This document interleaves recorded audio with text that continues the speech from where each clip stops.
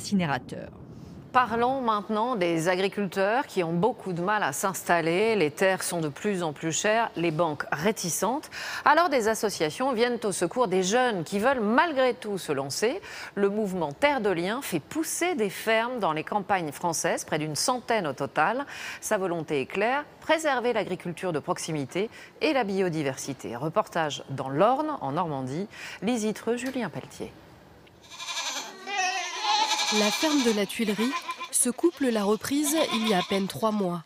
Pour eux, l'agriculture, c'est une reconversion. Pas toujours facile de faire face aux banques quand on choisit de devenir paysan.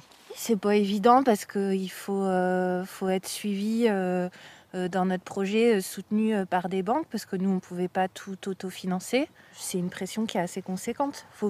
Il faut qu'on produise quand même du fromage et qu'on le vende correctement, quoi. S'installer est devenu d'autant plus difficile que le prix de la terre a bondi de près de 40% en 10 ans. Impossible financièrement d'acquérir une parcelle, en plus du cheptel, des bâtiments et du matériel.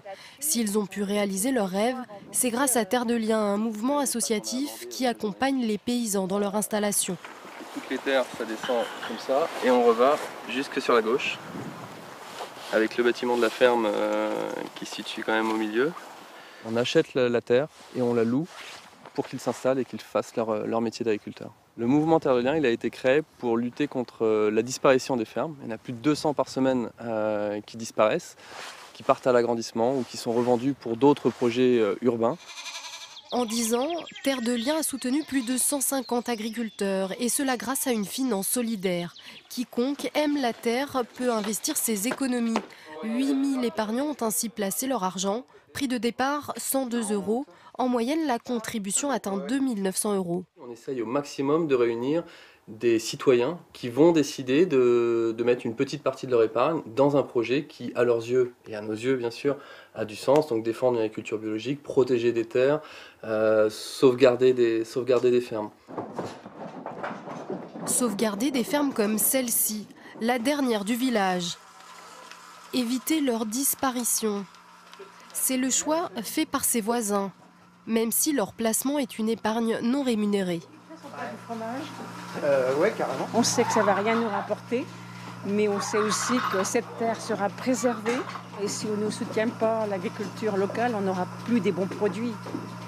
Et on pense à nous et aux générations futures. Un soutien qui permet à ces jeunes agriculteurs de s'investir pleinement dans leur nouvelle vie. Et voilà, ça fait 2,50. Là, on est super heureux. C'est un rêve qui se réalise. C'est une vie qui est super agréable, où on s'épanouit.